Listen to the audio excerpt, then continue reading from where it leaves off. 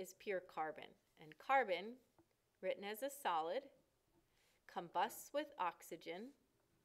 That's the pattern of chemical change. Burning is a combustion pattern. And the process would simply form carbon dioxide.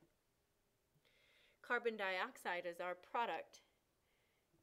To turn this equation into a thermochemical equation, it tells us the heat of combustion is negative 395.4 kilojoules for every mole of carbon. And that's exactly what our equation is showing us. Every 1 mole of carbon is going to release 395.4 kilojoules of energy for every 1 mole of carbon that combusts. So suppose instead of 1 mole, we started with 0.483 grams of diamond. Diamond is written as C for carbon. How much heat energy would be evolving then? We need to do a little mole map work to convert our gram unit into a mole unit.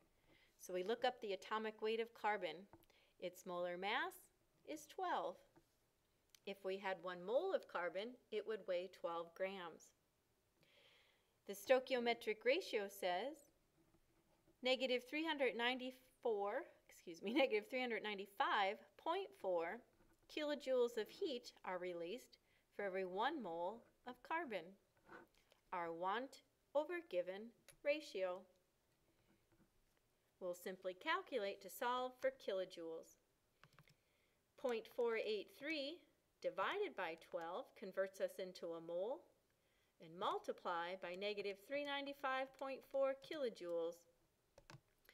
And the heat of combustion is negative 15.91 kilojoules of heat.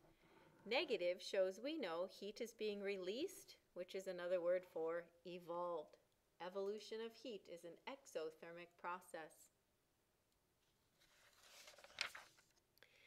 The process we used often to measure the change in enthalpy, delta H, is calorimetry, and we have used a foam cup calorimeter before together.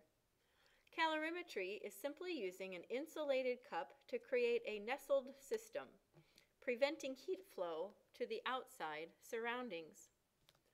Let's pause here and take a closer look at the calorimeter and study the reactions on this slide.